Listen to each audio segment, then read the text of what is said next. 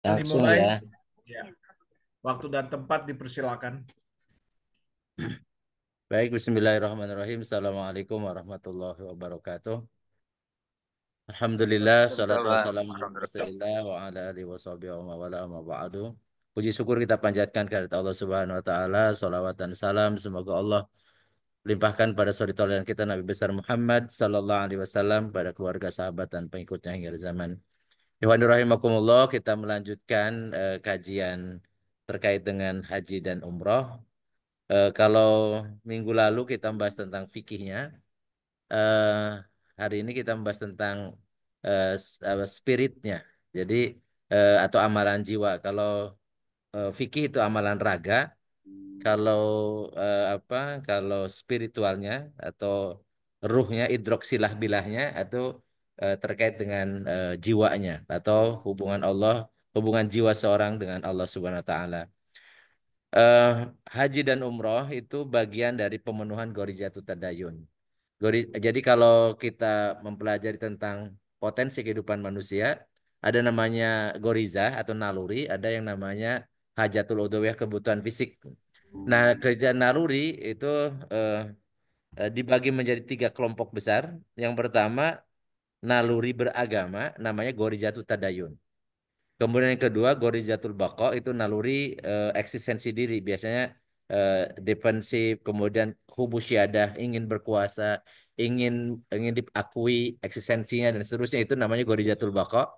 Kemudian yang ketiga, gorizatul nau. Gorizatul nau itu naluri biologis, jadi ingin mempertahankan keturunan. Nah, terkait dengan gorizatul tadayun atau naluri beragama, di dalam setiap diri manusia itu memiliki kecenderungan untuk mengabdikan dirinya kepada yang dianggap supernatural. Nah, dalam Islam, Ghoriyatul Tadayun itu diarahkan agar selalu senantiasa dia mengikuti ajaran Allah Subhanahu wa taala, mengakui bahwa Tuhan itu hanya satu dan fungsi dia di dunia adalah mengabdi atau menjadi hamba dari Allah Subhanahu wa taala. Oleh karena itulah maka orang-orang yang telah memeluk agama Islam, maka ketika ada seruan untuk melaksanakan hukum atau syariat, maka di dalam dirinya ada kecenderungan untuk menunaikannya. Oleh karena itu di dalam Al-Quran surat Al-Hajj ayat 27 Allah berfirman, wa adzin fin nasi bil haji ya'tuka rijalan wa ala kulli dhamirin ya'tina min kulli fajjin amik. Dan serulah, jadi Rasulullah diminta oleh Allah untuk menyeru manusia untuk melaksanakan haji. Maka mereka akan datang kepadamu, maksudnya datang ke ke Mekah, di jalan, baik dengan jalan kaki. Dulu itu tentunya kendaraan transportasi itu sangat terbatas. Jadi orang-orang itu dengan hanya jalan kaki menempuh perjalanan yang sangat jauh, sangat sulit.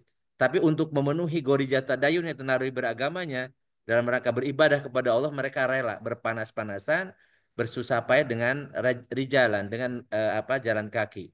Wa ala kulli dhamirin, bahkan ada yang sangat jauh berkendara unta, sampai untanya ketika sampai ke Mekah itu dalam keadaan kurus kering. Jadi ala kulli dhamirin.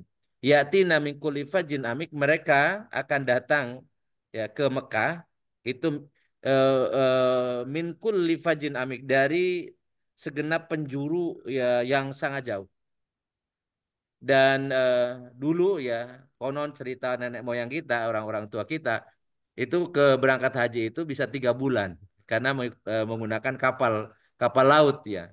Jadi mereka kemudian perjalanannya sangat lama, bahkan di perjalanan bisa bisa sebulan ya, bolak-balik bisa sebulan, dan sehingga kemudian eh, ibadah haji itu ibadah yang sangat sulit, yang sangat berat gitu ya. Tetapi mereka melaksanakan itu karena bagian dari naluri, ingin memenuhi naluri tadayun, melaksanakan syariat Islam atau ajaran Allah Subhanahu wa taala.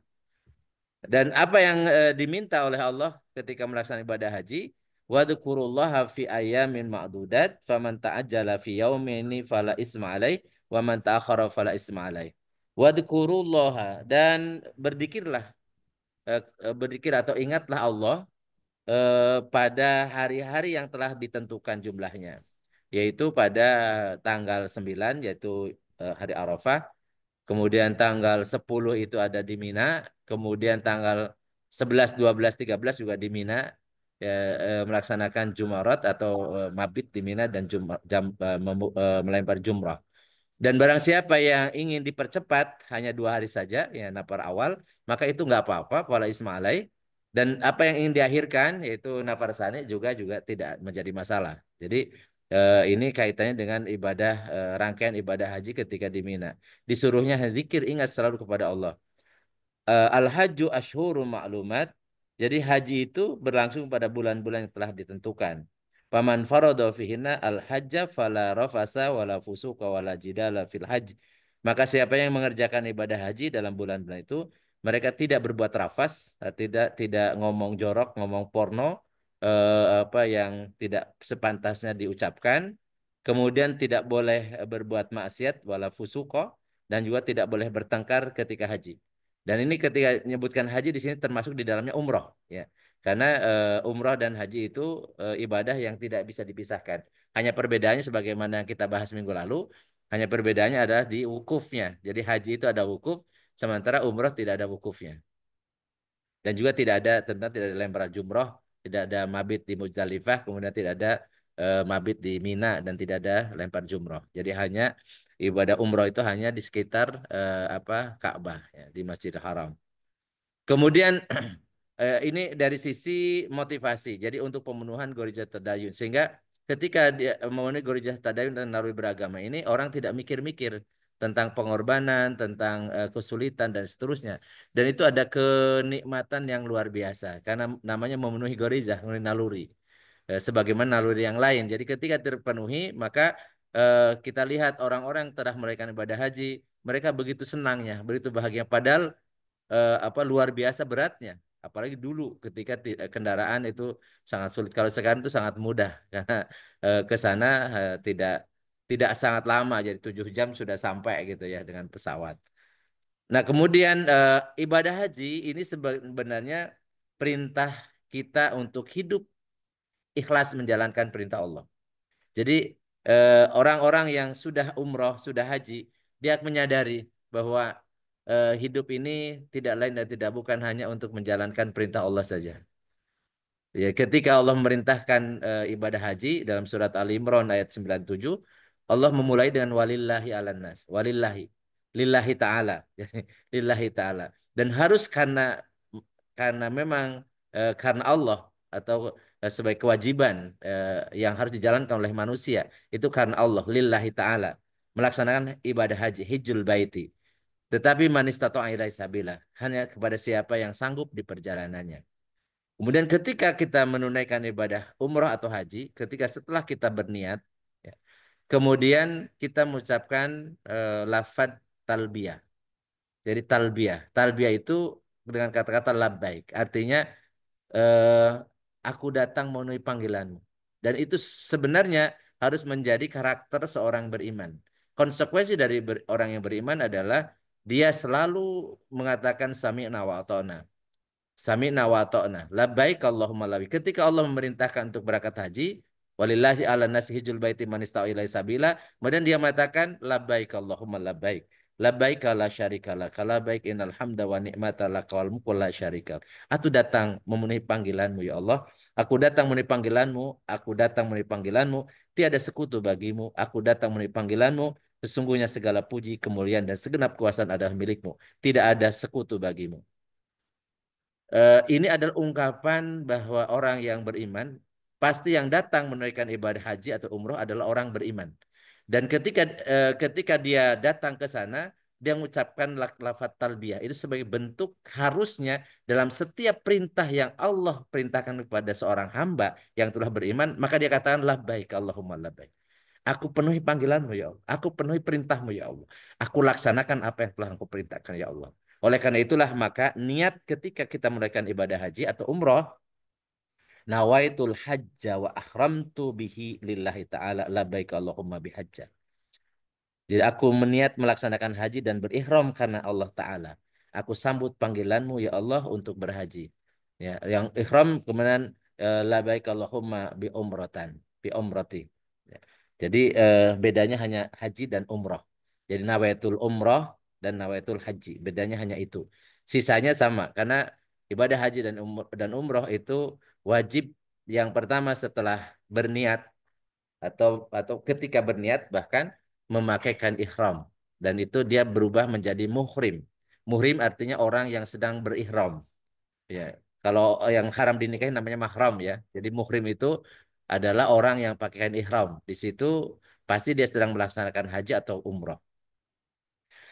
Artinya kalau kita kita melihat bagaimana rangkaian ibadah haji sebenarnya sebuah perintah dari Allah untuk menjalankan setiap kehidupan adalah dengan ikhlas.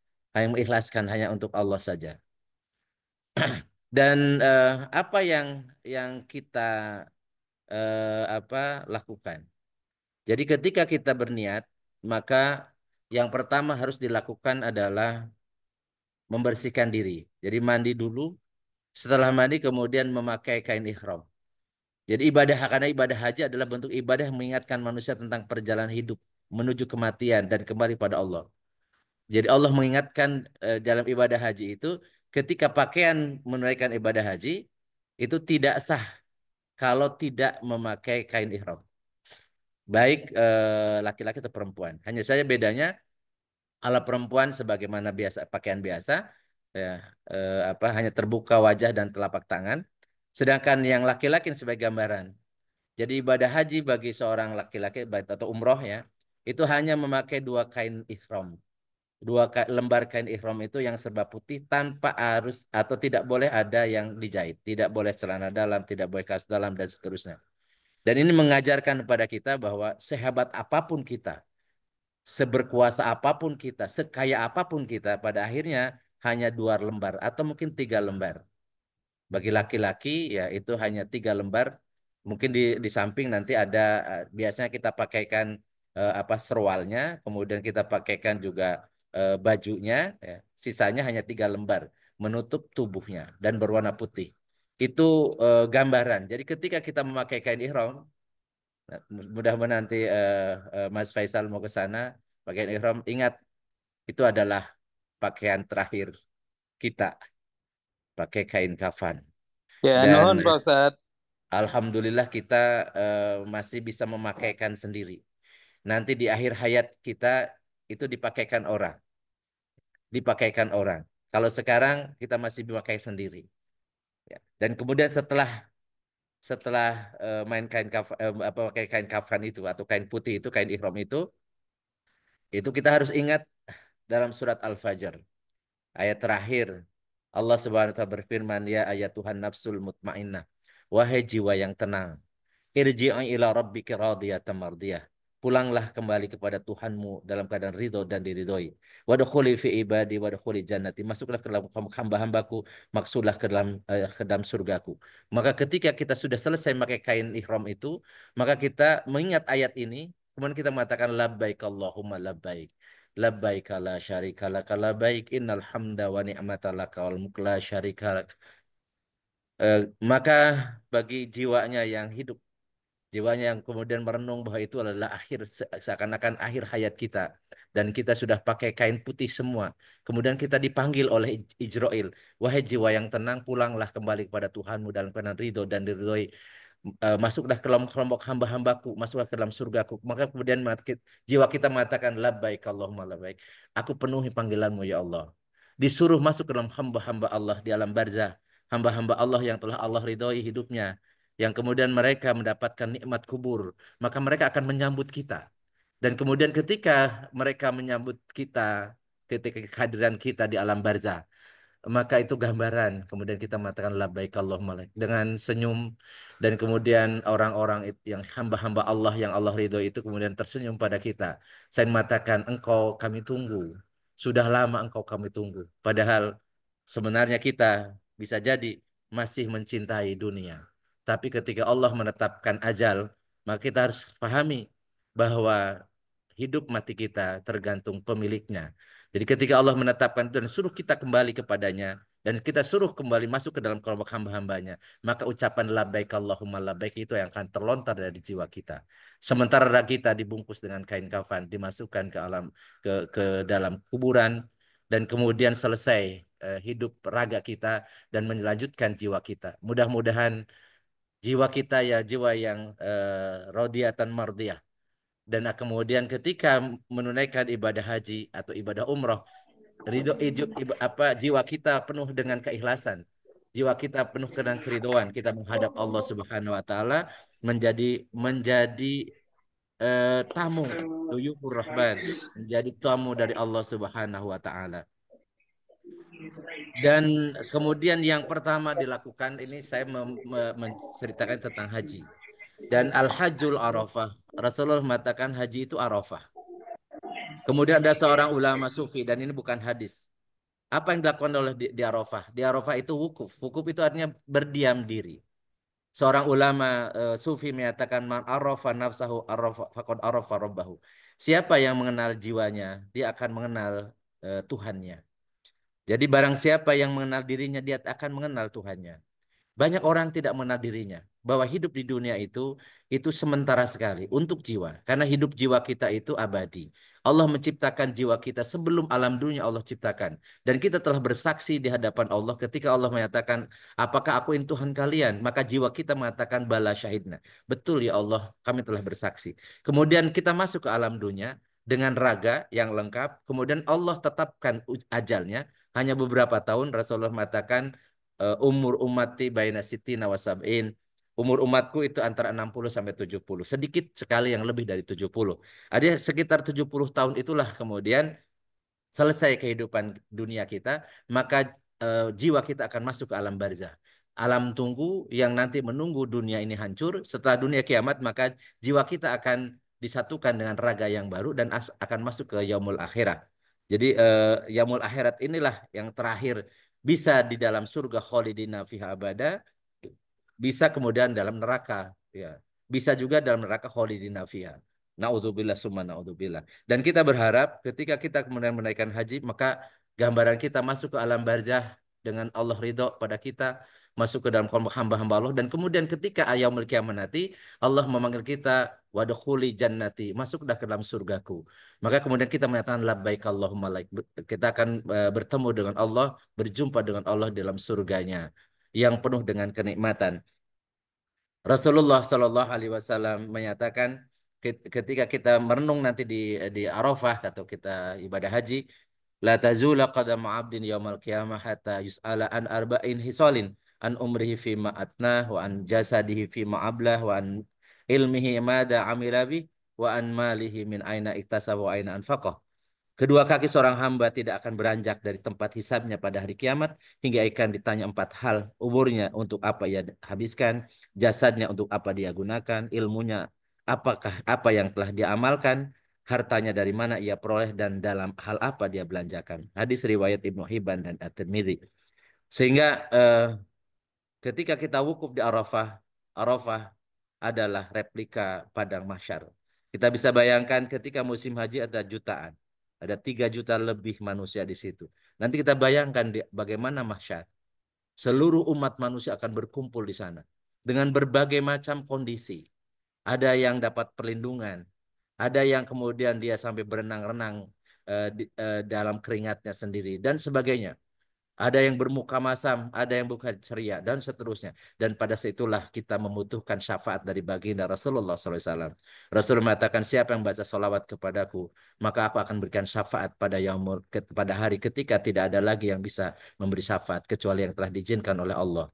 Ilaman adinallahu rahman, waqala sawaba. Dan itulah Rasulullah SAW nanti akan berikan syafaat di dalam di yaumil mahsyar.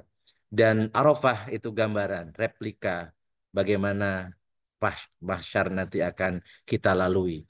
Dan disitulah kita mengenal siapa diri kita, untuk apa hidup kita.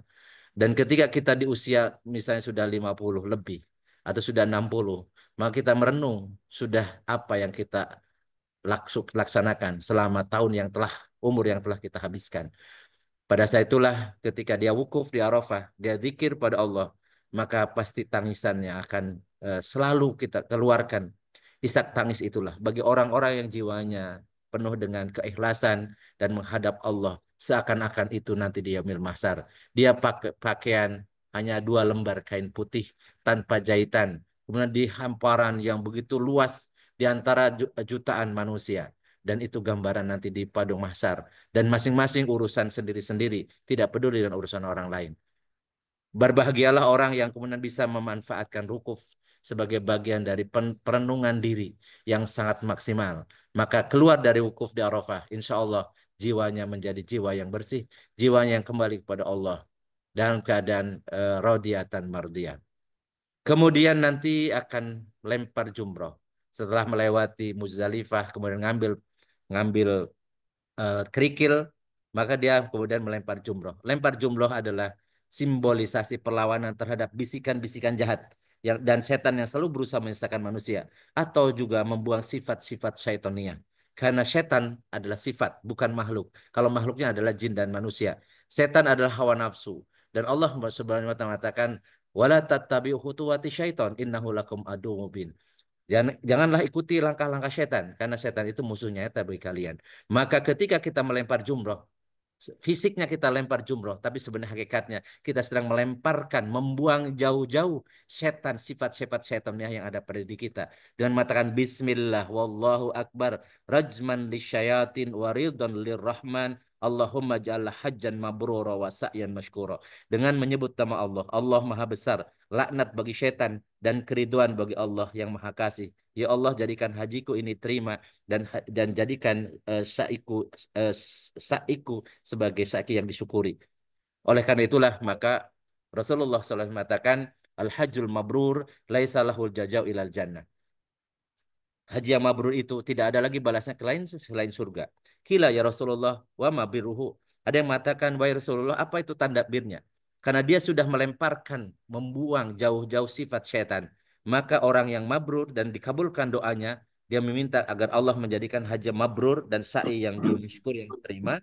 Maka kemudian Rasulullah SAW mengatakan orang-orang yang hajinya mabrur adalah it'amu to'am watibul kalam.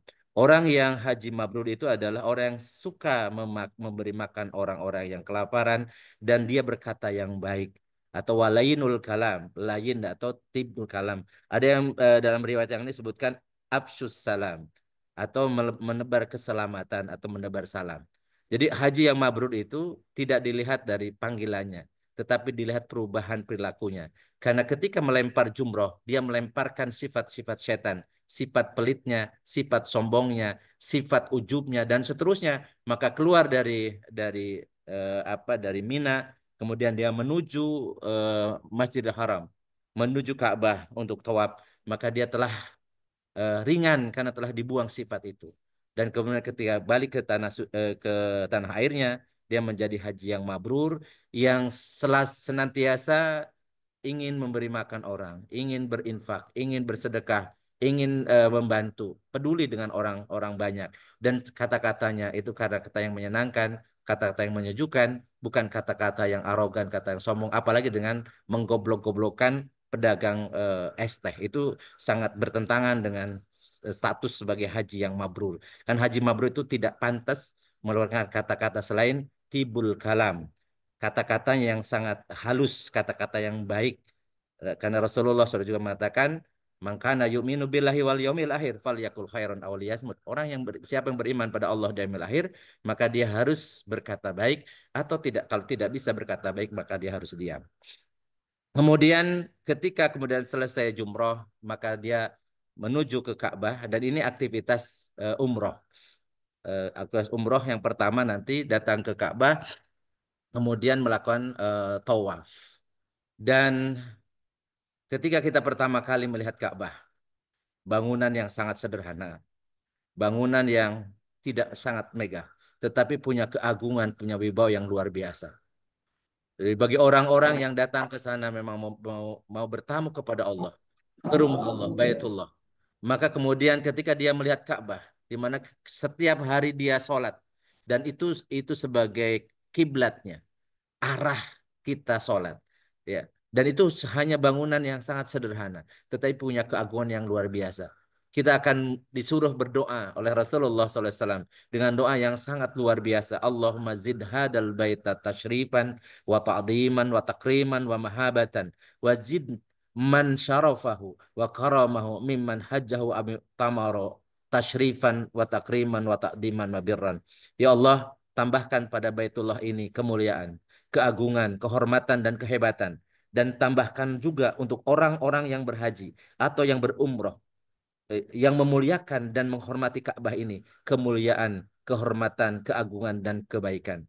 Ingat, kehormatan, kebaikan, keselamatan, keberkahan itu milik Allah. At-tahiyatul mubarakatus sholawatut thayyibatul lillah. Dan kemudian kita minta kepada Allah.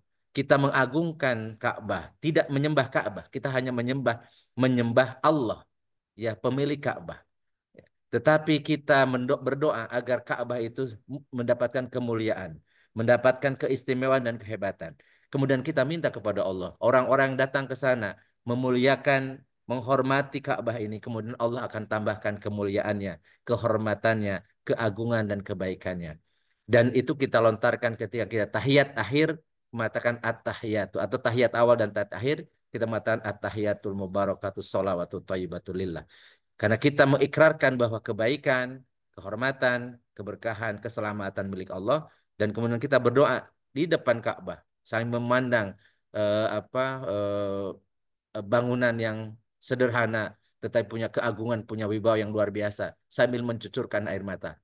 Maka eh, baik yang umroh ataupun yang ibadah haji ketika memandang Ka'bah dengan cara pandang dari jiwa yang bersih, insya Allah dia akan menangis.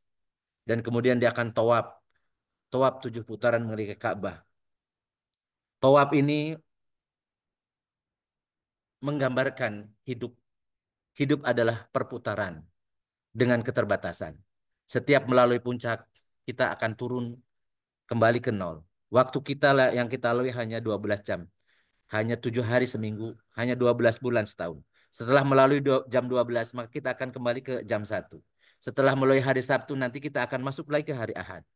Kemudian setelah kita bulan Desember, ini sebentar lagi, atau bulan Dzulhijjah, maka kita akan kembali ke Januari. Dan seterusnya. Karena hidup ini lingkaran. Lingkaran kehidupan atau perputaran. Dan kenapa tujuh, tujuh putaran? Karena Rasulullah SAW menyatakan a'maru ummati ma baina sitina ila sab'ina wa qalluhum man yajuju dzalika. Usia umatku berkisar antara 60 sampai 70 tahun. Jarang sekali di antara mereka yang melewati angka itu.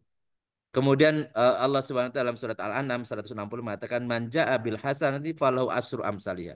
Siapa yang datang membawa satu kebaikan, maka Allah menilainya 10 kebaikan. Jadi 7 putaran itu menggambarkan 70 tahun umur kita. Mudah-mudahan sampai ke 70 tahun. Dan kemudian ketika dalam rangkaian 70 tahun dan kita datang ke sana sudah usia 54, 55, 56. Artinya sudah terlalui. Apakah ketika kita tahun-tahun sebelumnya, puluhan tahun sebelumnya, sudahkah itu diisi dengan selalu zikir kepada Allah? Karena apa yang diucapkan ketika orang bertawaf adalah kata-kata subhanallah walhamdulillah wala ilaha illallah Allahu akbar wala haula wala quwata illa billahil aliyil azim. Dan itu ucapan-ucapan yang kita selalu kita lontarkan ketika kita sholat. Isinya adalah tasbih, hamdalah, tahlil, takbir, kemudian ungkapan la haula wala quwata illa billahil azim. Sehingga kemudian ketika kita tawaf dengan lari-lari kecil, kemudian bacaan itu kita ingat puluhan tahun yang silam sampai usia pada saat kita tawaf itu. Kita mengingat apakah selama itu kita tasbih, tahmid, tahlil atau takbir atau kita lupa kepada Allah. Sementara yang dijanjikan oleh Rasulullah sisa umur kita mungkin tinggal ke 60 sebentar lagi. Mungkin ke 70 juga tidak terlalu lama. Karena waktu itu begitu cepat berputarnya. Oleh karena itulah, maka orang yang ketika tawaf, 7 keliling, kemudian selalu zikir pada Allah, maka dia akan selalu menangis pada Allah. Bertobat kepada Allah, karena bisa jadi puluhan tahun yang telah kita lewati, bukan diisi dengan tasbih, bukan diisi dengan tahmid, bukan diisi dengan tahlil, bukan diisi dengan takbir. Tapi diisi dengan kesombongan, merasa dirinya hebat, merasa dirinya suci, banyak kemaksiatan yang dia lakukan, atau kewajiban yang dia lalaikan, dan seterusnya. Oleh karena itu, tawaf itu sebagai introspeksi diri kita, bahwa kita harusnya misi hidup kita adalah hanya semata-mata mengabdi kepada Allah Subhanahu wa taala. Kemudian setelah selesai tawaf, maka kita sa'i. Berjalan dari sofa dengan lari kecil dari sofa ke Marwah. 7 balikan. Sa'i merupakan pelajaran hidup tawakal pada Allah. Tawakal adalah usaha dunia secara sungguh-sungguh yang selalu menyertakan Allah karena keyakinan bahwa Allah lah yang menentukan hasil. Ini gambaran Siti Hajar meletakkan Ismail yang masih bayi di sebuah lahan gersang. Ia meninggalkan Ismail dan pergi ke Bukit Sofa lalu berlari-lari ke Subhat Marwah untuk mencari air. Hal ini ia lakukan sampai 7 kali, namun tidak kunjung menemukan air. Ternyata Allah menyiapkan air yang keluar dari tanah bekas hentakan kaki Ismail. Jadi inilah kehidupan kita. Kita ikhtiar. Kita hanya ikhtiar memaksimalkan ikhtiar. Tetapi hasilnya Allah yang menentukan. Siti Hajar, dia lari-lari, dia tidak putus asa sampai lelah. Tapi ternyata usaha upaya dia Allah hargai. Allah hargai dengan kemudian menyiapkan air. Justru di dekat kaki anaknya yang ditinggalkan di tanah yang senggersang. Kemudian Siti Hajar mengumpulkan air itu sampai mengatakan zam, zam, kumpulah, kumpulah. Maka sampai sekarang sejak dari Nabi Ismail sampai sekarang dan nanti sampai kiamat air itu tetap ada, air zam-zam yang tadinya dari usaha maksimal orang yang bertawakal kepada Allah, Siti Hajar, dan kemudian berkahnya sampai kita rasakan sekarang, bahkan sampai hari kiamat nanti. Sehingga kemudian ketika sa'i itu kita mengucapkan inna sofa wal marwata min sya'airillah. Faman hajjal baita awi tamara fala junah alaih ayat tawafa bihima. Wa man tata'a khairan fa innallaha syakirun alim. Sesungguhnya sofa dan marwah merupakan sebagian syiar agama Allah. Maka siapa yang beribadah haji ke Baitullah atau berumrah, tidak ada dosa baginya mengerjakan sa'i antara keduanya. Siapa yang dengan kerelaan hati mengerjakan kebajikan, sesungguhnya Allah Maha mensyukuri, lagi Allah Maha mengetahui. Surat Al-Baqarah ayat 158. Jadi Allah pasti akan memberikan yang terbaik tergantung usaha kita. Dan itu telah ditunjukkan ketika aktivitas saya. Ini memberikan pelajaran kepada kita. Sehebat apapun kita, seprofesional apapun kita, tetap hasilnya Allah yang menetapkan sehingga menghilangkan kesombongan, keangkuhan, diakhiri dengan tahalul. Tahalul secara bahasanya menjadi boleh, menjadi halal, sedangkan menurut syariat artinya rukun haji atau umroh berarti dibebaskan atau diperbolehkan lagi seseorang setelah larangan ketika dia memakai kain ihram. Sedang setelah ilmu fikih berarti dia keluar dari keadaan ihram setelah melangsungkan amalan haji secara menyeluruh atau sebagian. Jadi proses ini juga menjadi isyarat bahwa akal sehebat apapun akal manusia, murid kelebihan yang dimiliki oleh manusia semuanya berasal dari Allah. Kemudian dengan bersyukur seorang akan telah menanggalkan kesombongan, telah menanggalkan ketinggian hatinya. Karena tahalul menyimpulkan rontoknya keangkuhan, kesombongan seseorang, bahkan semua yang menjalani proses ini biasanya dengan berakhir dengan hilangnya kesemasan, ketakutan, ketidaknyamanan dalam hidup dan seakan-akan dia memotong seluruh aibnya di masa lalu karena sudah selesai melaksanakan ibadah haji, dia kembali ke tanah suci, ke tanah airnya membawa haji mabrur yang tidak ada lagi balasannya selain surga. Dan kalau seandainya Allah mewafatkan dia pada saat itu, maka itulah akhir yang paling baik ketika dia menghadap Allah di rumah Allah kemudian dipanggil oleh Allah kembali kepadanya. Tetapi itu tidak boleh menjadi cita-cita karena ajal itu Allah yang tetapkan. Tapi kalau seandainya ketika kita menjadi tamu Allah kemudian Allah panggil pada saat itu, maka itu adalah kematian yang sangat indah karena kematian di rumah Allah menjadi tamu Allah dan ketika membersihkan diri dari seluruh dosa dan maksiat yang telah dilaluinya. Mudah-mudahan apa yang disampaikan ini menjadi bagian dari bekal bahwa ibadah haji itu identik dengan ibadah jiwa dan mensucikan jiwa. Maka dari itu, siapa yang melaksanakan haji atau umroh dengan dijiwai dalam setiap aktivitasnya, insya Allah hajinya atau umrohnya menjadi haji atau umroh yang mabrur. Demikian saya kembalikan ke Uda Daniel dan silahkan kalau ada yang menambahkan atau ada yang ditanyakan baik terkait dengan rukun atau wajib yang kemarin ataupun hal-hal yang lain terkait dengan umroh ataupun dengan haji. Assalamualaikum warahmatullahi wabarakatuh. Waalaikumsalam warahmatullahi wabarakatuh. Masya Allah, tabarakallah. Makasih Pak Ustadz dengan paparannya. Tadi kita sudah lihat ada satu pertanyaan. Kebetulan saya tadi bilang pas nih. Saya juga ada yang ingin saya tanyakan mirip dengan yang ingin ditanyakan oleh Kang Taufik. Sembari Ya. kita menunggu yang lain, mungkin bertanya, menulis atau mau raise hand, silakan. Kita baca dulu yang chattingnya Kang Taufik. Nanti saya mungkin akan saya tambahkan juga. Ya. Mangga, Assalamualaikum mangga, silakan. Ustaz, izin tanya terkait rukun Yamani, Syam, dan Irak. Hmm. Ada kaitannya dengan negara Irak, Yaman, dan Syam, ya. Dan itu tambahan dari saya Pak Ustadz, itu pasti Ya, sudutnya itu benar-benar ya kalau ditarik lurus memang mengarah ke Yaman, mengarah ke Irak dan Syam. Dan Syam itu sekarang apa ya Pak Ustadz gitu. Nah, silakan ditanggapi Pak Ustadz. baik. Baik, ini gambar Ka'bahnya ya, gambar Ka'bahnya. Eh, yang nomor 13 ini kan garis tawaf. Di sini ada Hajar Silakan Aswad. diperbesar Pak Ya, Ustadz. Bisa diperbesar tuh kan di apa? Bisa oke. nggak ya? Oke. Nah, itu dia kelihatan. Jadi ini ya rukun yang nomor 9 ini rukun Yamani.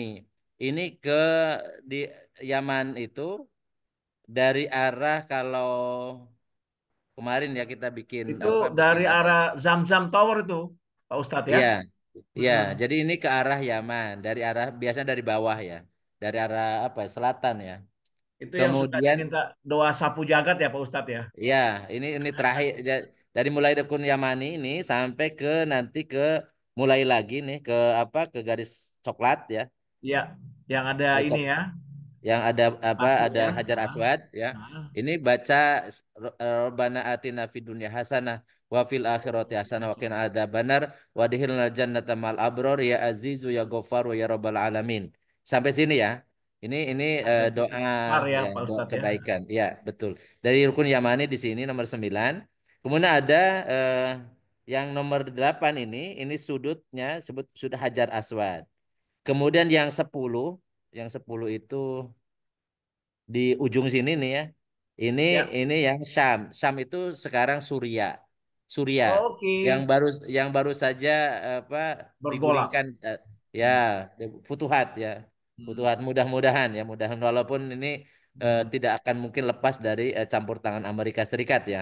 hmm, Tapi mudah-mudahan kita berharap ya, berharap ada kebaikan. Kemudian ini yang nomor 11 ini rukun Iraki. Rukun Irak ini ke arah Irak. Jadi apa Ka'bah ini apa sudut-sudut ini ya. Jadi tiang-tiang ini ya, rukun itu tiang ya. Tiang-tiang ini itu menunjukkan ke arah negara sekarang. Jadi nomor 10 ini ke arah Suriah, ke Syam ya, ke atas gitu ya.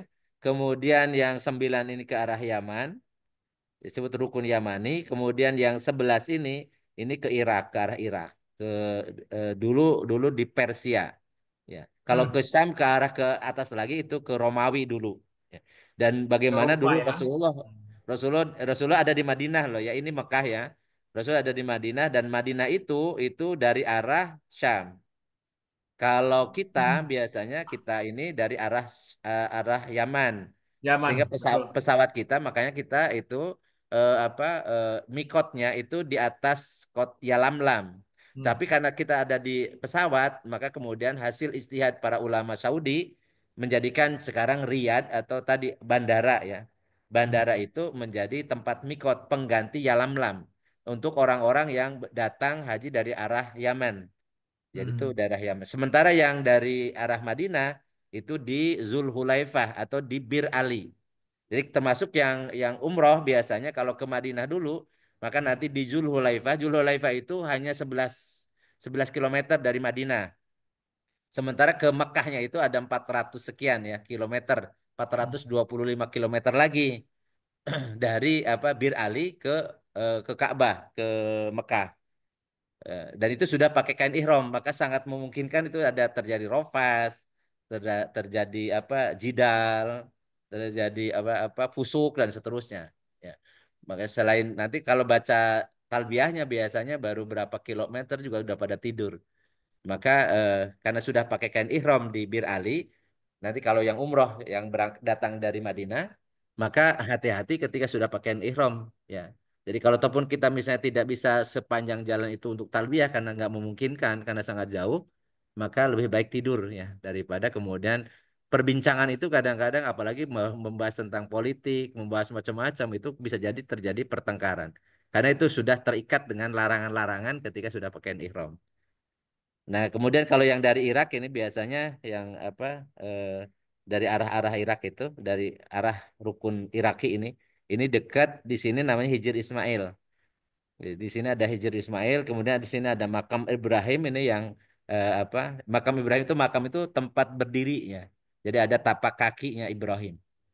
Hijr Ismail makanya batu, batu yang dulu Nabi Ismail alaihissalam itu kemudian duduk di batu itu. Dan batunya sudah nggak ada, tapi tempatnya di situ disebut dengan Hijr Ismail.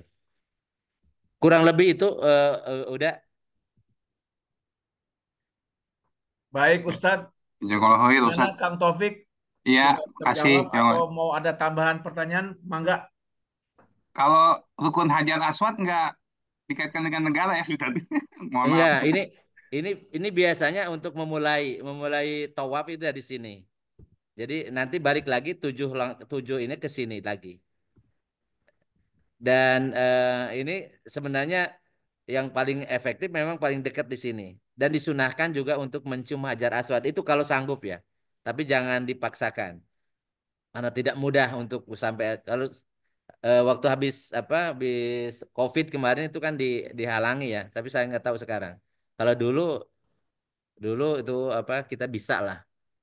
2002 saya waktu haji itu alhamdulillah bisa bisa nyium hajar aswad walaupun cuma sekali ya dengan susah payah tapi nggak usah dipaksakan karena itu sunnah ya bukan menjadi rukun bukan jadi wajib dan harus juga mengukur kemampuan karena banyak orang dan badan kita biasanya lebih kecil daripada orang-orang bangsa yang lain ya jangan maksain. Oh, Pokoknya iya. nggak mencium, cuma pakai tanda aja, pakai simbol aja. Ya. Karena ini sebenarnya ibadah-ibadah di sini kan juga simbol-simbol. Tapi yang pentingnya kemudian kita tadi bisa tawaf dan ketika tawaf kita menyadari betul bahwa ini lingkaran hidup kita. Jadi perputaran hidup kita. Jadi 7 putaran sama dengan 70 tahun ya, 70 tahun. Dan apa yang harus kita lakukan ya sebagaimana kita ucapkan dalam dikirnya. Subhanallah walhamdulillah wala ilaha illallah wallahu akbar. Adapun zikir yang lain doa-doa setiap putaran itu kalau hafal bagus tapi nggak hafal juga nggak jadi masalah. Yang penting tadi tasbih, tahlil, tahmid, takbir itu yang dibaca. Dan itu kita resapi betul nanti pas sampai rukun rukun Yamani kemudian baca Rabbana atina fid dunya hasanah wa fil akhirati hasanah wa qina adzabannar wa adkhilnal jannata ma'al abror ya azizu ya ghafaru ya rabbal alamin. Sampai kemudian di sini di rukun Hajar Aswad. Ya, jazakallahu khair Ustaz. Makasih. Mangga, mangga. Itu dinamakan rukun. Dalam pemikiran saya ada yang perlu dilafazkan ya, Ustadz ya. Sampai di kalau Enggak ini rukun ada maksudnya melafazkan sesuatu bacaan apa gitu. Itu atau gimana kok dinamakan rukun, Ustadz? Kalau enggak kita rukun itu. melewati kan pasti kita melewati itu. Ya, rukun itu tiang. Oh Allah. Rukun Islam kan tiang Islam ya. Wah, jadi arti harfiahnya itu ya. Iya. Masya Allah. Lumayan dapat malam ini. Silakan kalau ada yang mau bertanya, raise hand.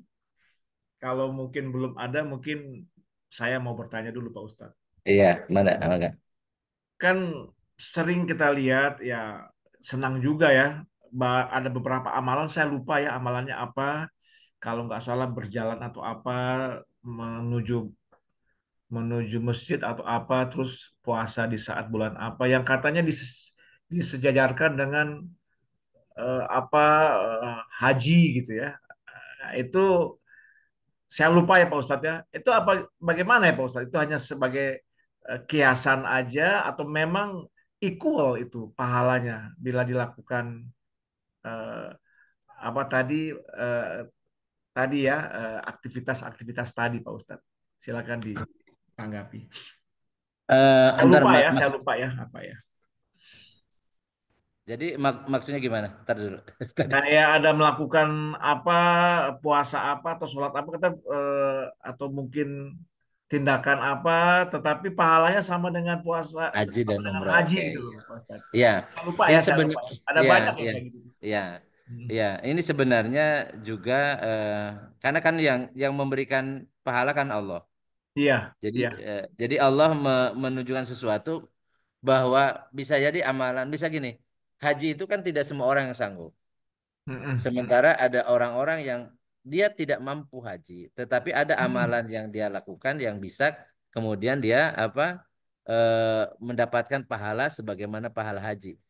Nah, seberapa besar pahala haji itu hanya Allah yang tahu kan. Tetapi artinya gambaran bahwa begitu besarnya pahala haji itu sampai kan Rasulullah mengatakan al hajjul mabrur laisa lahu jaza'u ilal jannah. Jadi kalau laisa illa itu laisa artinya hanya saja. Jadi orang haji mabrur itu hanya saja pahalanya surga dan surga itu adalah balasan yang paling tinggi.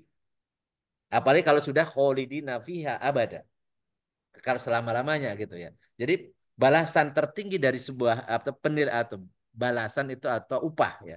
Upah tertinggi, ajrun di sebenarnya bahasa Arabnya kan ajrun. Upah tertinggi dari seorang orang yang beribadah adalah surga. Tidak ada lagi yang lebih tinggi dari surga itu balasannya kan. Nah, itulah ibadah haji. Oleh karena itu barang siapa yang kemudian melaksanakan yang kata Rasulullah misal apa eh, sholat Jumat, sholat Jumat dengan khusyuk, ya kemudian mendengarkan khutbah. Jadi dia mandi dulu, kemudian mandi sunnah ya, mandi mau sholat Jumat. Kemudian dia berpakaian yang bersih, yang rapi, berangkat di agak pagian, kemudian menunggu datangnya sholat Jumat. Kemudian ketika khotib naik mimbar dia dengarkan dengan baik. Kemudian dia sholat Jumat dengan khusyuk, maka itu sama dengan pahala haji. Makanya ada ulama mengatakan apa al-Jum'ah ya. Al-Jum'ah itu apa al-hajjul masakin. Jadi sholat Jumat itu adalah hajinya orang miskin. Jadi iya, pahalanya sama dengan haji gitu. Cuman iya. masalahnya orang yang sholat Jumat sekarang ini datangnya telat. Setelah itu kemudian ketika khutbah itu kemudian Iya. tidur atau kalau tidak tidur main HP.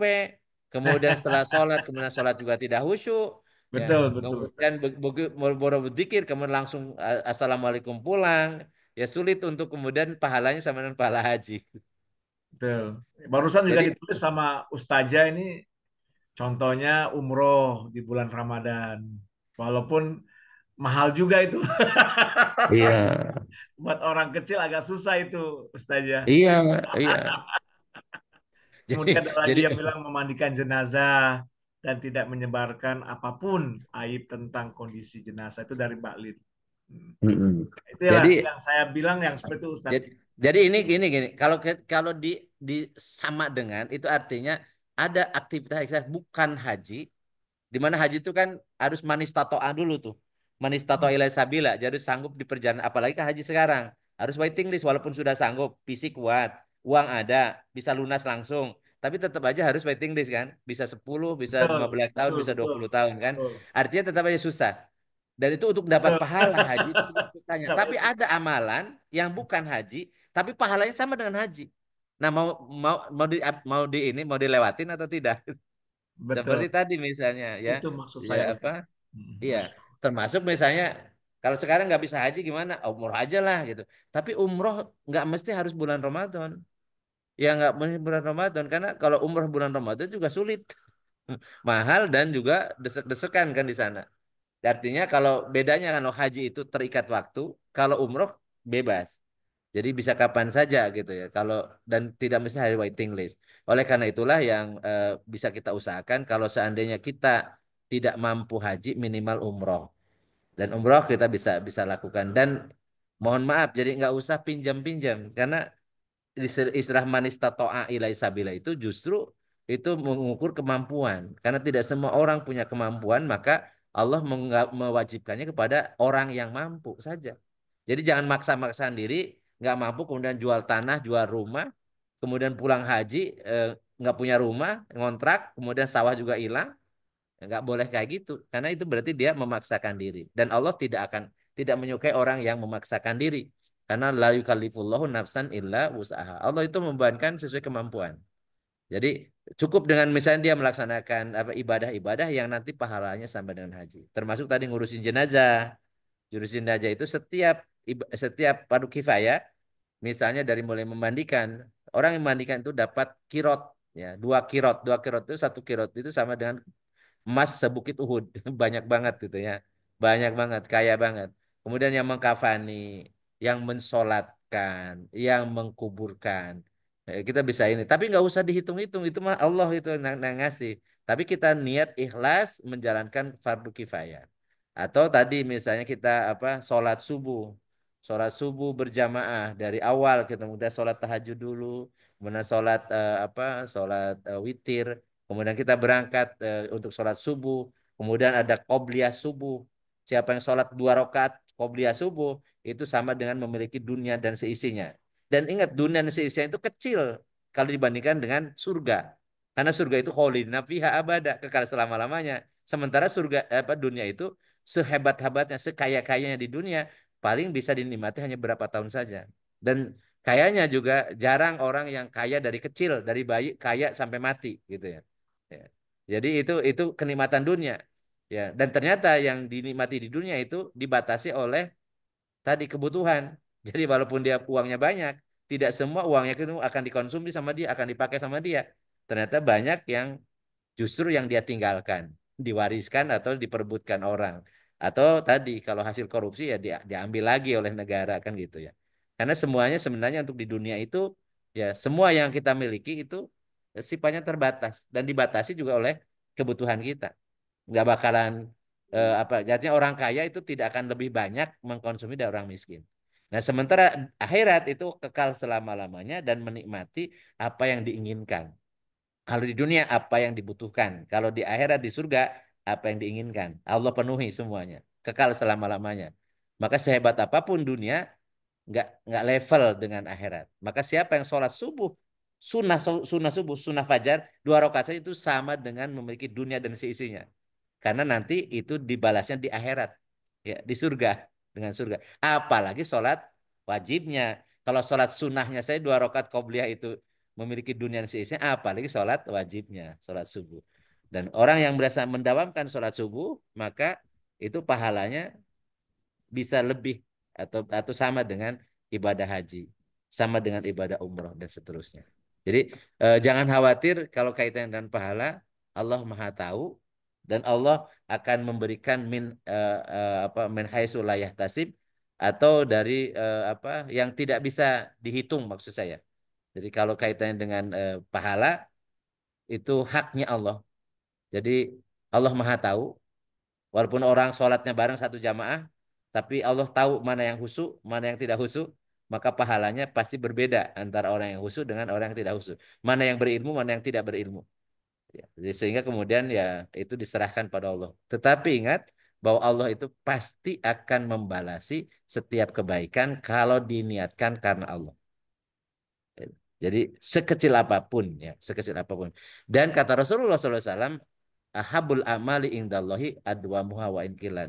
Yang paling disukai oleh Allah adalah amalan seorang hamba adalah yang dawam, yang kontinu, yang terus menerus meskipun sedikit. Meskipun sedikit. Dan insya Allah nanti pahalanya sama dengan haji, yaitu Amin, amin, surga. amin, Surga. Karena kebaikan itu pahalanya surga. Pahalanya surga. Jadi amin. apapun yang kita lakukan itu pahalanya surga. Oke, Ustadz. Wallahualam bishawab. Ada informasi nih dari Mbak Lin, katanya umroh Ramadan ada program 33 hari full Ramadan, hanya 35 juta. Mau dan kalau mau tinggal dibaca di chatting ya kalau mau. Hmm. Nah, itu Nah, Bandung sobo so. Ibu Magdis ini namanya kali ya, Ya, nama bironya ya. Hmm. ya. Silakan Monggo. kalau ada pertanyaan, raise hand sebelum nanti saya tikung lagi. Soalnya menarik Ustadz. Jadi nggak kalau udah ngomongin ini, masya Allah. Mudah-mudahan pertanyaan saya juga Nih, bisa mewakili. Ah itu udah ada tuh Kang Arif. Om Arif. Mas Arif, monggo. Silakan Om Arif. Tafadol. Assalamualaikum. Waalaikumsalam warahmatullahi wabarakatuh. Dia masih botak tuh. Lapor, botak tak cuman pakai Iya. lapor di Jakarta ini posisi. Oh iya. Silakan, Alhamdulillah. bro. Tat, mau tanya aja sambil ini ya. Eh, Kemarin waktu saya ke sana, alhamdulillah mutawifnya dapat orang Madura aja. Hmm. Kayaknya orang Madura banyak sekali di sana ya. Iya, iya. Ya, banyak. Eh, Kemarin ada beberapa ini sih, maksud saya mutawifnya ngasih tips ke saya lah. Kalau naik haji nanti eh, Kang Arif apa Pak Arif jangan lupa itu kalau kalau apa di mana Arafah ya Hmm, hmm. itu nanti batunya ambil tanam di situ di mana ambil Darova. kerikil 7 tanam di Arafah kata Insya Allah husnul khotimah katanya. Terus kemarin dia bilang kalau sempet waktu di sana apa namanya ihramnya dicuci pakai zam-zam. Air jam-jam. Hmm. Ya, terus nanti bawa pulang, wasiatkan ke anak atau keluarga lain tinggalin kalau kita nggak ada Hmm. nanti dibungkus dulu sebelum dikafani dengan itulah gitu Ustaz. Hmm. Hmm. Nah, menurut Ustaz gimana ya? Ya, ya itulah bagian dari ini. Jadi eh, Jadi orang Melayu, eh, atau orang India ya, orang India orang Pakistan India. biasa kayak gitu ya. Menarik, Jadi silakan. jualan kain kafan dengan dicuci air jam-jam karena nanti akan resisten dari pertanyaan kubur katanya, nggak kena siksa Iya kubur. gitu katanya Tat. Iya, enggak lah, enggak lah. Jadi kalau seperti itu mah enakan banget orang yang punya yang pakai itu ya. Padahal kan man amila solihan falinafsi wa man asa'a alaiha. Siapa yang berbuat baik maka kebaikan untuk jiwanya dan siapa yang berbuat jahat kejahatannya akan menimpa jiwanya juga. Ingat yang nanti ke alam barzah itu jiwa, bukan raga, bukan fisik ya.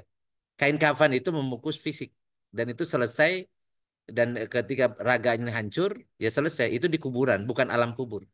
Yang masuk ke alam kubur itu jiwa. Dan jiwa itu menjawab pertanyaan munkar dan nakir itu jiwa itu yang jawabnya amalnya, amaliyahnya, perbuatan dia. Dan kemudian yang dia dapat nikmat kubur itu juga jiwanya, bukan raganya. Jadi tidak ada hubungannya sama fisik ya. Jadi tentang nikmat kubur, siksa kubur itu tidak ada hubungannya dengan fisik. Tidak ada hubungannya dengan kuburan dan itu adalah jasad yang sudah hancur, sudah dicabut ruhnya sehingga kemudian bahan-bahan organik itu akan terdekomposisi dengan belatung dengan macam-macam. Yang kemudian jadi tulang belulang, kemudian jadi tanah sebagian dan kain kafan atau kain misalnya ihram yang jadi kafan pun itu ya ya ya jadi sampah selesai gitu. Kalau kita buka lagi ya itu isinya jadi sampah gitu. Tidak ada hubungannya lagi dengan jiwa. Ingat yang masuk alam barzah itu adalah jiwa. Makanya Allah menyatakan dalam surat Al-Fajr ya gitu kan. Ya ayat Tuhan nafsul mutmainnah. Kata nafsu, jiwa itu nafsu ya. Wahai jiwa yang tenang, irji'i, pulanglah ila rabbiki kepada Tuhan. Ingat jiwa kita itu muannas, perempuan ya. Jadi walaupun kita laki-laki raga kita laki-laki tapi jiwa kita muannas. Jadi pakai pakai perintahnya itu ya irji'i artinya irji anti ila rabbiki bukan rabbika. Rabbiki rodiatan pakai tak marbutoh, mardiatan pakai tak marbutoh itu muannas. Jadi jiwa kita itu ketika dipanggil oleh Allah, siapa yang manggilnya? Manggilnya itu Ijroil. Jadi Ijroil itu karena kematian itu jiwanya yang merasakan. Jadi kullu nafsin dha'iqatul maut. Setiap jiwa akan merasakan kematian. Jadi yang merasakan kematian itu jiwa kita. Sementara yang matinya itu raga. Mati itu apa? Dicabutnya ruh, ya, ruh nyawa dari raga. Sehingga raganya itu mati. Raganya mati. Kemudian nyawa itu urusan Allah. Sedangkan jiwa kita dipanggil oleh Allah, oleh Jibril, oleh Ijroil, maksud saya Ijroil, masuk ke alam barzah. Makanya wadkhuli fi ibadi. Masuk ke dalam hamba-hambaku. Pemahaman saya itu panggilan itu ketika masuk ke alam barzah kalau jiwanya jiwa yang rodiatan mardiatan, jiwa yang ridho dan diridhoi, hidupnya tidak gemerungsung, tidak tamak, tidak haus jabatan, tidak arogan, tidak sombong macam-macam, itu jiwanya jiwa yang rodiatan mardiatan, jiwa yang tenang, maka dia dipanggil oleh Allah. Ya, melalui Ijroil, irji'i ila rabbiki. Tuhan, pulanglah kembali kepada Tuhanmu. Rodiatan wadkhuli fi ibadi, masuk ke dalam hamba-hambaku. Jadi orang yang jiwanya tenang, ketika dimasukkan ke alam barzah, dia akan disambut oleh hamba-hamba Allah yang Allah ridhoi hidupnya, yang husnul khotimah. Jadi ketemu sama bapaknya, ibunya, kemudian dan mereka mendapatkan nikmat kubur, nikmat kubur. Jadi alam kubur tidak identik dengan kuburan, tidak identik dengan kuburan. Kemudian tadi apa? Siksa kubur tidak identik dengan siksa di kuburan. Ya, itu hanya di ada sinetron rahasia ilahi aja gitu, yang nggak tahu dasarnya apa. Ya, yang jelas tidak mungkin orang sudah mati kemudian bisa bangun lagi, itu berarti masih hidup. Dan kalau ataupun bangun lagi pasti mati lagi. Kenapa? Kalau udah ada di dalam tanah, ditutup sama tanah kan nggak bisa bernafas gitu ya. Ya. Oleh karena itu orang yang sudah ada di alam barzah tidak mungkin kembali lagi ke dunia dan itu alam sendiri. Dan itu alam itu hanya ada jiwa. Nah, jiwa itu apa? Jiwa itu apa? Ya jiwa itu kita. Jiwa itu kita. Ini yang saya ngomong ini, ngomong itu jiwanya Samsudin. Tapi kemudian keluar kata-katanya dari raganya Samsudi. Tapi yang menyusun kata-katanya dan sebagainya itu jiwa, jiwa kita. Nanti kalau jiwa kita pergi ketika kita tidur, maka mulut kita tidak bisa ngomong, telinga kita tidak bisa mendengar, mata kita tidak bisa melihat. Padahal itu semuanya sehat. Kenapa? Karena jiwanya nggak ada. Jiwanya nggak ada. Oleh karena itu kalau cerita-cerita nanti tentang siksa kubur dan itu identik dengan kain kafannya itu nggak ada dasar sama sekali, nggak ada dasar sama sekali gitu ya. Walaupun kalau seandainya minta seperti almarhumah istri saya minta kain kafannya terus kain ihram karena wasiat dia ya minta ke saya, kemudian ya saya bungkus dengan kain ihram saya dulu. Jadi dan itu nggak ada masalah juga. Dan tetapi saya yakin istri saya itu husnul khotimah karena dia dikir terus gitu, dia ingat Allah terus gitu jadi sampai akhir hayatnya gitu. Dan tadi ya, jadi itu yang menyelamatkan itu jiwanya membawa iman dan di alam barzah. Jadi bukan karena air jam-jamnya, bukan kain kafannya dicuci dengan air jam-jam, kemudian di sana ternyata orang India itu dijual, jual. Jadi air apa kain kafan yang dicuci dengan air jam-jam katanya akan nanti bebas dari pertanyaan kubur yang enggak ada dasar sama sekali. Ya. Jadi, jadi termasuk ditanam misalnya kalau Kang Arif di sana nanam apa batu di Atau Arafah mau tidak akan ditanam tidak akan tumbuh Kang. Namanya batu tidak akan tumbuh. nggak ada hubungannya ya, Tat ya. Dan kemudian itu nandain nanti di alam mahsyar ini. Memangnya alam mahsyarnya itu di sana. Kita nggak tahu. Memang kemudian Nggak kalau tahu di memang mana ya. iya itu. Jadi Iya, intinya iya. wukuf itu untuk introspeksi diri, untuk evaluasi diri. Ya, zikir pada Allah, mengingat apa yang telah kita lakukan selama berapa puluh tahun silam yang kita lalui. Karena itu tidak bisa kembali lagi. Kita cuma bisa kita tobati.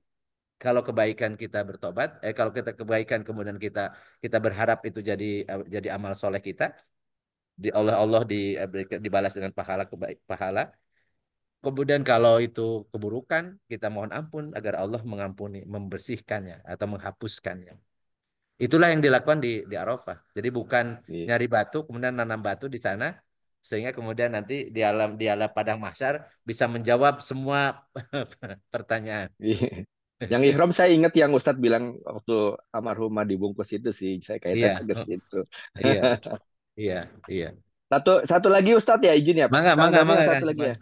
Mangga, mangga. Itu kan Silakan, kalau silakan. eh, kalau di sana lagi sholat di depan Ka'bah kan disarankan waktu sholat menatap Ka'bah ya Ustadz ya, Iya, bener gitu ya. Mustaqbilal Ka'bah. Ya, iya. Padahal kalau kita di sini kan kita menunduk Mustaq lah karena kita kiblat. takut sama Yang Maha Kuasa kan gitu ya. Iya, Betul ya gitu ya iya. Tats ya.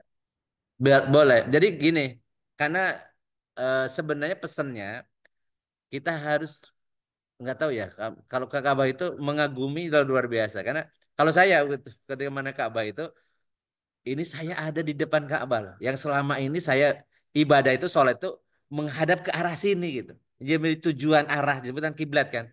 Kemudian kok bangunan yang begitu sederhana gitu.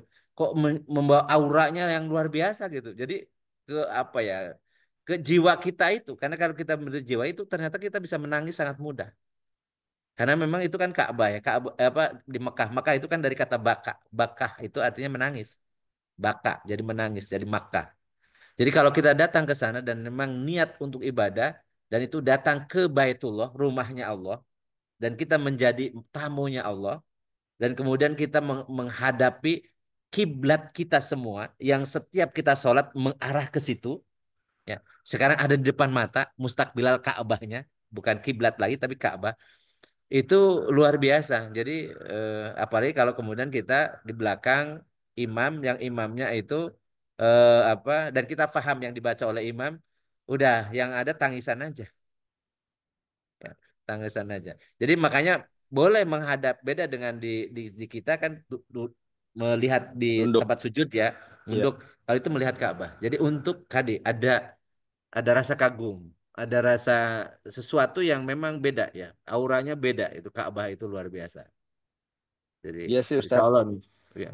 Alhamdulillah kemarin sih ya ya gampang nangis bener sih Ustadz, begitu ngeliat Ya, tuh sambil doa tuh rasanya sih ya, iya, dibanding saya iya, dulu yang pertama masih agak, kan kebiasaan ya, di sholat di sini ya Ustadz, jadi nunduk. iya, Kemarin ya iya. udah niatnya Begitu ngeliat lihat kangen. Ka'bah ya. Iya, karena Hmm. kan kangen Ka'bah terus kan, jadi pas Ya, lagi di sana ya kesempatan ngeliat sepuas-puasnya lah itu iya. sambil doa. Begitu, begitu melihat sambil nangis, Alhamdulillah. Iya, sambil nangis, sambil alhamdulillah gitu nangis. Ustadz. Ya pasti, iya. Ya, Oke, alhamdulillah. Ya gitu Mudah, Ustadz. mudahan Makasih kita, Ustadz. ya, mangga, mangga. makasih Bro Arif. Ya, Ada lagi yang ya ingin nuwun. bertanya, silakan.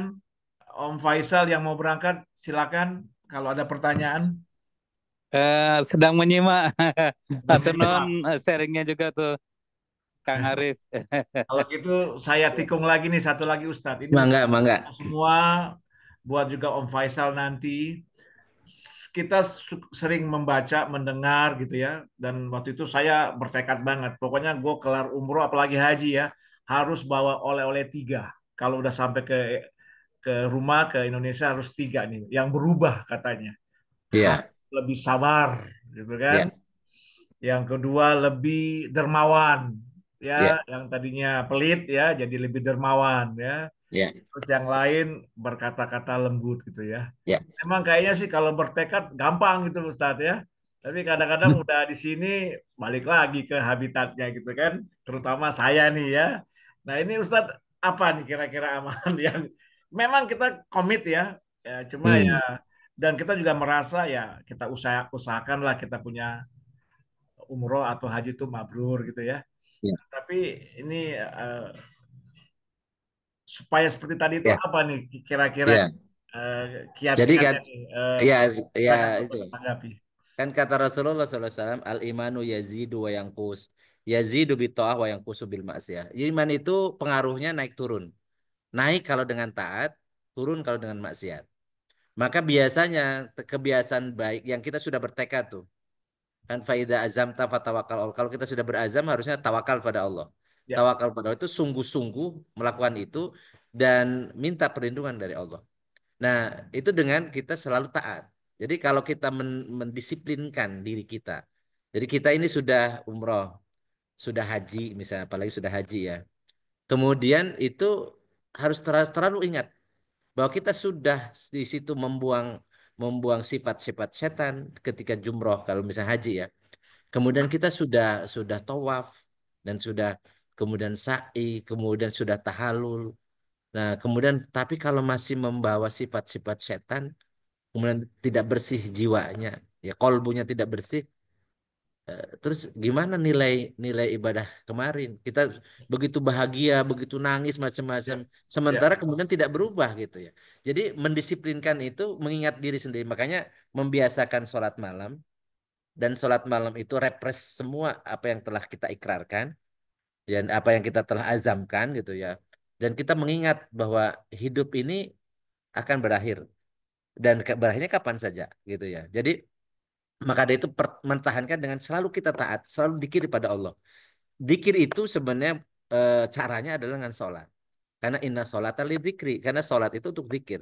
Dan kalau seandainya kita sholat lima waktunya dijaga betul dan khusyuk gitu ya. Khusyuk artinya khusyuk itu menghadirkan jiwa. Jadi sholatnya hadir jiwanya di situ ketika sholat. Maka sebenarnya itu ada cara yang paling efektif kemudian kita menjaga apa yang telah kita sudah azamkan. Sehingga kalau kemudian pulang dari haji atau dari umroh, kemudian kita sempat lalai, sempat lalai. Maka cepat balik lagi, cepat apa memperbaiki diri lagi, istiqomah kebaikan lagi. Maka dengan selalu kita memposisikan istiqomah dalam kebaikan, maka tadi ciri-ciri haji mabrur itu pasti akan terjadi. Karena orang-orang yang apa ya, Allah akan memberikan kemudahan ya. Harus kemudahan. Jadi kalau dia kan kata Rasulullah it'amu to'am, sering beringat makan. Jadi kalau kita bersedekah, ngasih makan, ngasih atau bekal makan atau apapun ya, memberikan pada berinfak gitu ya. Itu ternyata gampang gitu. Dan kita tidak terlalu banyak mikir dan pasti Allah ganti gitu ya. Kemudian layinul kalam. Layinul kalam itu kan mungkin kita dulunya ngomong asal-asalan. Tapi kemudian kita apakah pantas apa saya dipanggil haji? Apakah saya ngomong ngomong kasar? Ngomong apa kemudian atau mencaci maki marhadik macam-macam nggak kok ya nggak layak nggak pantas gitu ya jadi kepantasan itu kemudian kita sendiri jadi apalagi kalau sudah ada orang yang manggil haji atau misalnya saya suka dipanggil ustadz gitu ya saya udah mikir kalau kalau ustadz masih kelakuannya nggak beres ya terus mau apa yang disampaikan yang kita nggak beres kita mengajarin orang lain kan gitu ya jadi apa kondisi-kondisi itu mengingat kita untuk selalu selalu istiqomah dalam kebaikan jadi menjaganya itu dengan selalu taat mentaati dan yang paling efektif mentaati itu dengan memperbanyak sholat tentunya bukan hanya sholat 5 waktu tetapi sholat-sholat sunnahnya terutama sholat malam jadi kalau mendawamkan sholat malam insya Allah tadi ciri-ciri haji mabrur akan terjadi. Sabar itu memang harus ya, sabar itu. Dan haji itu ya nanti di sana itu hati-hati dengan sabar. Banyak orang yang tidak sabar akhirnya kemudian bertengkar dan kemudian bisa gagal umrohnya atau hajinya. Karena larangan tadi larangan berjidal, rofas dan fusuk ya. Fusuk itu berbuat maksiat. Salah satunya tadi bertengkar atau apa ribut-ribut ya. Jadi harus sabar. Dan sabar itu sebenarnya kalau kita membiasakan sabar, eh, sebenarnya tidak perlu ada effort banyak gitu ya. Kalau kita biasa bersabar, memang yang jadi masalah kalau kita sadar kita ini pemarah dan kita membiarkan tetap jadi pemarah. Ini yang susah. Jadi kalau kita sudah sadar kita pemarah, nah bagaimana caranya agar kita tidak jadi pemarah? Ya,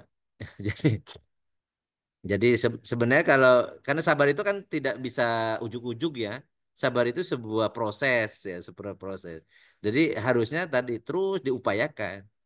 Jadi minimal misalnya di rumah. Jadi kalau kan gini, yang orang yang nggak sabar itu biasanya kalau bawa mobil tuh, kalau di jalan itu kelihatan tuh antara orang sabar dengan orang yang pemarah. Itu sangat mudah apa identifikasinya. Jadi begitu disalip kemudian keluar apa kebun binatang, nah ini berarti ini pemarah gitu ya. Jadi kalau kata-kata kotor, kasar ya itu memang sehari-harinya memang seperti itu ya. Karena itu kan menjadi kebiasaan saja. Baik. Jadi sabar, kemudian tadi apa lembut kata-katanya, kata-katanya punya hikmah. Jadi bukan kata-kata yang nggak bermanfaat gitu ya. Insya Allah lah. Ya Insya Allah. paling tidak Pak Ustadz sudah nggak punya lagi penyakit hati lah ya. Penyakit hati itu Betul, banyak, iri, betul. ria ya. Iya. Makanya walaupun kesel nggak usah melempar itu ke apa sepatu ke muka, lah, nggak usah. Ini kayaknya wah ya ini itu harus saya harus mengurangi nih ya kata-kata itu Iya. termasuk yang sudah Lempar-lempar mabrur tuh. lempar-lempar Masya apa Allah. sepatu ke muka itu nggak sopan. Iya, Masya Allah. Oke, yang lain silakan kalau ada tambahan masih ada waktu sekitar 10 menit sebelum saya tikung lagi gitu kan. Pak Ustadz, pertanyaan ringan aja Pak Ustadz. Saya Hmm. pernah ketemu dengan yang agamanya beda. Ngomongnya Hmm. nyelekit Pak Ustadz.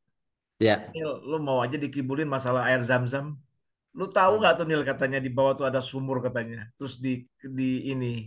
Ini kita bicara saintis ya Pak Ustadz ya. Ya. Hmm. Lu Hmm. yakin lo itu asli katanya. Bukannya sumur Hmm. artetis yang dibikin ya, ditarik dari laut kemudian kecanggihan teknologinya Saudi sehingga jadilah air zam-zam yang kalian nikmati sampai saat ini yang katanya tidak pernah habis. Gimana nih Pak Ustadz tentang ini? Kalau kita kaitkan antara saintik dengan yang sifatnya keberkahan Allah ya, yang sampai Ya. kiamat nanti Pak Ustadz. Silakan ditanggapi Pak Ustadz. Ya, gini sebenarnya sih kalau toh pun itu terjadi, kalau toh pun terjadi, tetap tidak mengurangi keberkahan air Zam-Zam. Ya, jadi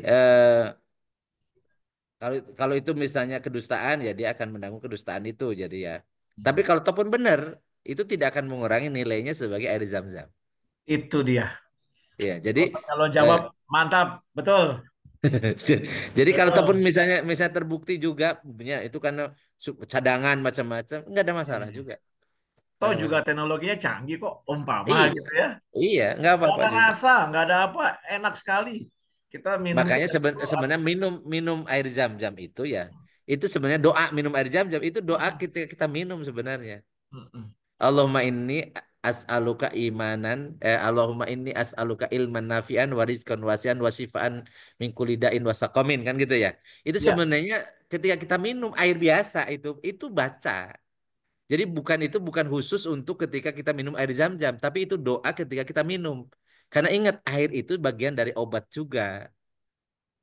Minum itu karena kalau kita kekurangan air minum itu oksigen berkurang macam-macam itu daya tahan tubuh juga berkurang jadi justru kita ingin dari itu berkah gitu kan Allahumma ini as'aluka ya Allahumma ini as'al ilman nafian wa rizqan wasian wa syifaan min kulli dain wa saqamin itu doa bukan hanya ketika kita minum air zam-zam tapi kita minum air putih atau bahkan kopi pun nggak ada masalah karena itu bagian dari doa kan.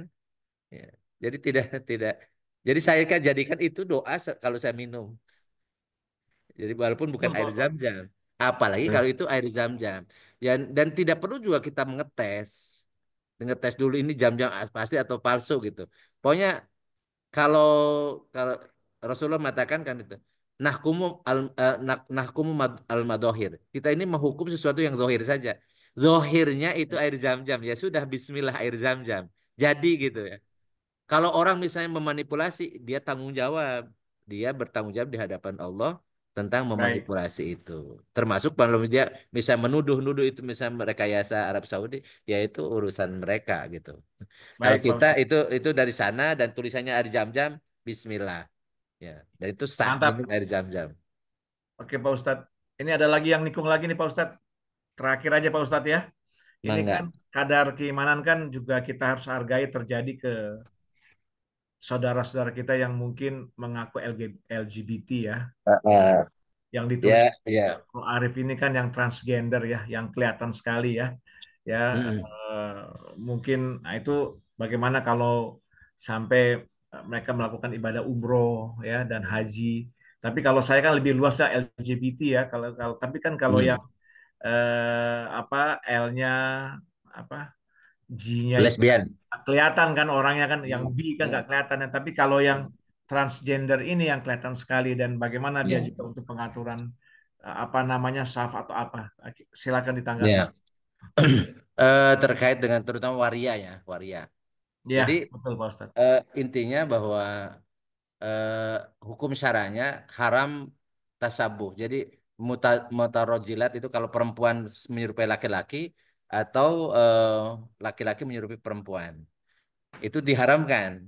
Dan itu bukan penyakit sebenarnya, tapi karena kebiasaan. Jadi dia lingkungannya, kemudian kebiasaannya sebenarnya menjadi seperti itu. Oleh karena itu dia harus bertobat. Kalau dia kemudian harus bertobat. Nah, apakah kemudian kalau dia melakukan umrah atau haji sah? Ya sah kalau rukun dan wajibnya terpenuhi. Ya. Ya. Tapi apa kemaksiatan yang dia lakukan itu ya itu urusan dia dengan Allah dan dia bertobat, harus bertobat. Dan kalau kemudian umroh dan haji itu kemudian untuk sewasilah untuk berobat bertobat, alhamdulillah. Mudah-mudahan tobatnya diterima. Kalau tobatan nasuha itu kan syaratnya cuma tiga kalau hak Allah itu. Berhenti, nyesel, tidak ngulang lagi. Berhenti, nyesel, tidak ulang lagi kan gitu ya. Jadi kalau dia pulang dari sana kemudian berubah menjadi tidak bermaksiat lagi karena dia sudah bertobat di situ ya alhamdulillah mudah-mudahan dengan haji atau umroh dia itu menjadi wasilah dia untuk bertobat dan Allah menerima Amin. tobatnya. Amin. Kan Amin. oleh karena itu ya kalau saya senantiasa berpandangan positif. Jadi jangan kemudian gini, percuma pakai kerudung kalau akhlaknya jelek. Ini kata-kata percuma itu kalau hukum syariat itu nggak boleh. Dia sudah menutup aurat itu sesuatu hal yang itu kebaikan dan itu disyariatkan, diwajibkan bagi wanita. Sedangkan akhlak jelek itu hal yang lain. Yang lain, dan itu harus diperbaiki kan gitu ya. Jangan kemudian membandingkan sesuatu yang sebenarnya ya misalnya daripada berkerudung apa akhlaknya jelek, mendingan tidak berkerudung tapi akhlaknya baik. Ya ini kan hal yang nggak bisa dibandingkan seperti itu. Jadi antara perintah itu kewajiban harus dilaksanakan, kalau larangan masih dikerjakan ya harus ditinggalkan. Dan itu semua orang juga tidak ada yang sempurna. Masih ada orang yang punya hal-hal yang belum sempurna, seperti kewajiban ada yang belum dilaksanakan atau yang haram masih dikerjakan dan seterusnya. Ya, oleh karena itu apa semua orang harus berusaha dan tidak perlu menilai orang lain.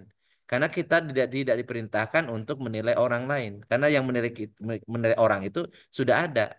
Udah ada malaikat pencatat amal baik dan buruk yang menyertai kita dan tidak akan pernah salah. Kita pun sama, ada pencatat amal kita gitu. Makanya jauh apa ya hindarilah kita menjadi penilai orang. Jadi cukuplah kemudian kita, kalau kita amar ma'ruf nahi munkar itu diharuskan. Kita mengajak, tetapi kita tidak perlu menilai, apalagi memvonis. Karena ajaib manusia itu. Bisa yang kemarinnya beriman kemudian pagi beriman kemudian sore jadi kafir, atau misalnya sore kafir kemudian pagi-pagi jadi beriman, sangat memungkinkan. Jadi apa kita selalu berprangsa baik karena selama masih ada nyawa di dalam dirinya, belum sampai ke tenggorokan, belum matahari terbit dari sebelah barat, itu pintu tobat masih terbuka. Sebesar apapun dosa seseorang, bisa jadi kalau kita menilai orang sementara kita banyak dosa yang kita tidak tobati oleh Allah, kemudian tidak diterima tobat kita.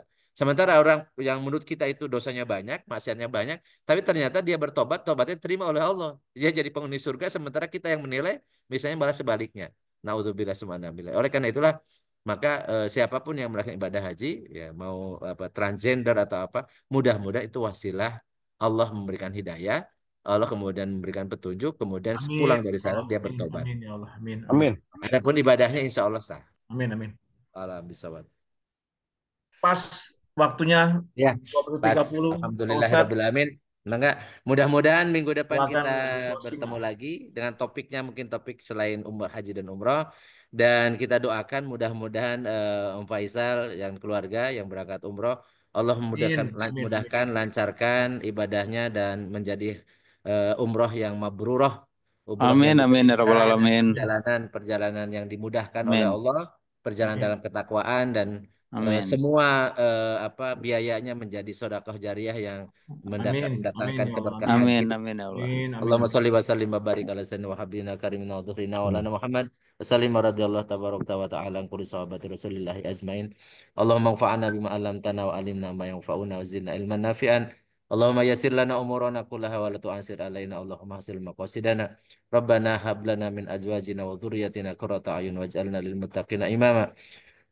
Allahumma ya Allah, saudara kami akan berangkat umroh ya Allah. Bang Faizal beserta keluarga, Allahumma ya Allah lancarkan perjalanan ya Allah, sehatkan seluruh Amin. keluarga dan dirinya ya Allah, lindungi dari keburukan-keburukan yang nampak ataupun yang tidak nampak ya Allah. Engkaulah pelindung keluarga yang ditinggalkan, Engkaulah teman perjalanan mereka ya Allah. Allahumma Amin. ya Allah jadikan mereka Amin. umroh yang mabrurah, umroh yang diterima, yang menghapuskan dosa-dosanya, dan kau balasi dengan surganya Allah. Rabbana taqabbal minna innaka antas samiul alim wa tub alaina Amin. innaka antat tawwabur rahim. Rabbana atina fid dunya hasanah wa fil akhirati hasanah wa qina adzabannar. Wa sallallahu ala sayyidina Muhammadin wa ala alihi wa sahbihi wa barik wa sallim. Subhanakallahumma wa bihamdika asyhadu an la ilaha illa anta astaghfiruka wa atubu ilaik. Subhana rabbika rabbil izzati amma yasifun wa salamun alal mursalin. Walhamdulillahirabbil alamin. Amin, amin. Assalamualaikum warahmatullahi wabarakatuh. Waalaikumsalam warahmatullahi Waalaikumsalam. wabarakatuh. Waalaikumsalam Senang Pak Ustadz, warahmatullahi Bunda Daniel, wabarakatuh. teman-teman Dan semua. wallahi Terima wabarakatuh kasih. Ustadz. Mohon Ketemu lagi sadayana. pekan depan teman-teman. Mohon Ya, Selamat Assalamualaikum malam, selamat istirahat. malam. Assalamualaikum warahmatullahi wabarakatuh. wabarakatuh. Waalaikumsalam.